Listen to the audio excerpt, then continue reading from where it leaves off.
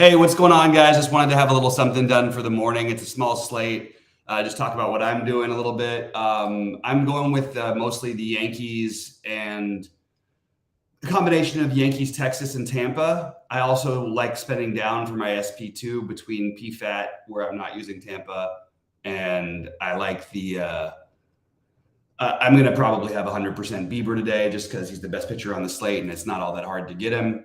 So that's a little bit about what I'm doing. I think that, you don't need to go full stacks today. Like, you definitely don't need to go five mans. You definitely don't need to do that. You could even take hitters against pitchers if you wanted to. I'm not saying it's the most optimal thing to do, but I do think that it is a option that you could look at. And I have no issue with that whatsoever. So I actually would probably be getting to a little bit of that if I was mass multi-entering here.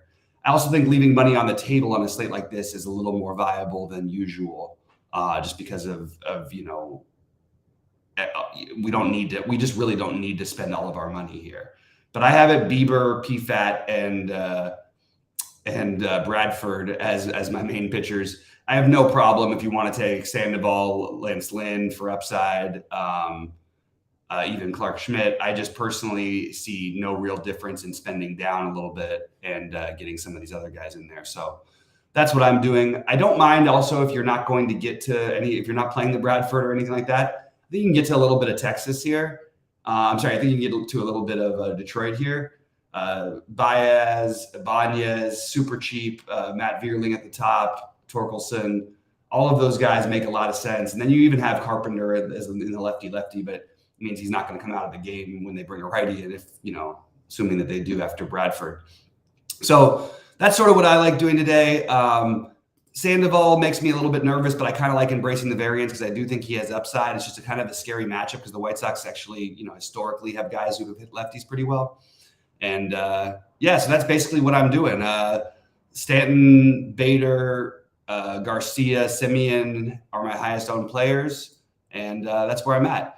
Good afternoon, and thank you, Remo. Happy to be here and fire in any questions. I don't think this is going to be a very long show, but happy to answer. Happy to talk to you guys about anything here. Maybe you're off to a hot golf start, and that's would love to hear about that. But yeah, that's pretty much where I'm at for this slate. I like the keeping it pretty tight and not playing a ton of lineups. And Sandoval, my SP2s will be a combination probably of Sandoval, Bradford, and PFAT. Along with Bieber basically being my SP1 in pretty much everything. And I'm going to make a couple of quick changes here because I like another build I did a little better. Let's do this. And let's do 5,400 PFAT. And then we get Perdomo. Okay. All right, let's do that. A 3-3-1-1. That'll work, I think, for this kind of a slate. All right, guys, fire on any questions or thoughts. What are you guys doing? Anything you guys are doing to get off the board? Like I said, I mentioned, I think that if you want to get, for larger field, I think the Tigers make a lot of sense. I think they'll have some ownership, but I don't think the full five man is going to be very owned. So that's one thing you could certainly consider doing. But yeah, it's kind of a straightforward slate. Favorite outside the box stack. You can't get that far outside the box because everybody's pretty, owned. I think Detroit is my favorite. Only showing one player on Goldie's ownership above 10% owned. That's pretty good for a 5-gamer. So I like that a little bit. Even like the Angels are going to be owned because people are going to have the money to spend for Trout and Ohtani, even if they don't own the whole stack. The White Sox are going to have some ownership. Arizona is going to have some ownership. Tampa Bay will have pretty high ownership. Oakland will have almost none. So I like the idea of maybe using some Oakland pieces. And the Yankees will have medium ownership, but still low teens I can handle, and single digit on some of these guys I can certainly handle. But I'm not getting to the Indians, which I think is also going to be the other chalky spot, just trying to avoid the mega chalk here. And don't love Texas as much without Seager, but I think you can still find a way to play like a Texas, a profitable Texas and Yankees stack. And I think that using using pieces from Oakland, I think is a good way to get a little bit creative here. But yeah, guys, let me know what's going on. Ready to talk through anything else. If you guys have any other thoughts or questions, I'm going to be out of here in a few minutes, but would be happy to happy to go over whatever with you guys as long as you're here. So let me know, and I'll wait a minute and give you guys a minute to get on in there. So see what's happening. I have some really good early plays and some really bad early plays in golf, and it's going to take $1 million under. So just keep that in mind this week. You're going to have to probably be 5 under to feel comfortable. Maybe 4 under makes it, but it's going to be a tricky one to get at anything less than that. I guess I've got lineups where most of my guys just haven't even started yet, but nice start for Lawrence Aberg either way, even with the double bogey at the end. Playing the FanDuel 337, 3-game. Was going to stack White Sox. Yeah, go ahead. I think that all of these, literally everybody's viable, even KC against Bieber. But the White Sox didn't show up for me in my builds, but I'm totally fine with it. I think they're completely reasonable. Home run call of the day, which I hate doing more than anything. If I had to bet on one guy to hit a home run today, I'm going to go ahead and just say Stanton. I think he's my most logical one.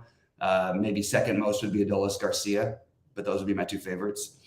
And please hit the like button, guys, when you're in here. We really appreciate it. It allows us to keep doing these videos for free and whatnot. But happy to answer anything else. Went through all my plays and basically everybody I'm using, and happy to answer anything else. I had a really, really ugly night last night, kind of disappointing night after a good previous night. So trying to get the streak going again. In order to do that, I actually have to win consecutive days, which is something I'm having a little trouble doing. I keep having a good day and then 2 bad ones, and it's just not quite going the way you want it to. But anyway, drop on in any other thoughts or questions. Otherwise, I'm going to get out of here and head over to take care of some practical stuff before I try to join you guys later. Sheets will be live at 6. I'm going to try to join him, and I plan to join him. But we got Goldie with all the projections out today, which we really appreciate. It does, by the way, just for those of you guys who do play larger stuff, there's an outside chance you might see some overlay in this. Well, starting to tighten up a little bit, but for a while it was looking like that 555 was not going to sell out. And now it's looking a little more likely. So would have been nice to avoid the rake, but hey, can't have everything. So I just posted a couple little things up on Stake Kings today because I'm just playing the morning slate, and I'm going to try and play a little bit later. But I'm still not 100% sure that I'll be playing this evening. So drop on into questions and thoughts. Rody says he thinks he sees some overlay as well. But yeah, I don't have a whole lot else to go through in terms of what I'm actually doing. The only thing I know I'm doing is I'm playing 100% Bieber just because I don't think you can get that upside anywhere else. And I'm using PFAT, Bradford, and Suarez as my secondary pitchers. And that's pretty much it. Then I have Yankees, Texas, and then the mini stack of Oakland as a helping play. Just the value is nice, and the fact that they're going to have 0 ownership in a pretty good matchup, and that stadium plays a lot better for hitting during the day, especially because it's 73 degrees today and it's humid. So I like the Oakland game more than both sides of it more than I normally. I don't know about would, but maybe more than I normally do. I think Tampa's a really good stack. I just don't want to play that much chalk. And like I said, I don't think you need to fully 5-man stack today, but I think it's totally fine too if you'd like a stack enough. It's just going to be harder to get different that way. And we've seen consistently lately people winning with non-stacks, really consistently. So just something to keep in mind. Anyway, guys, I'm probably going to get out of here. It looks like everything's drying up. I'll give you a couple more minutes.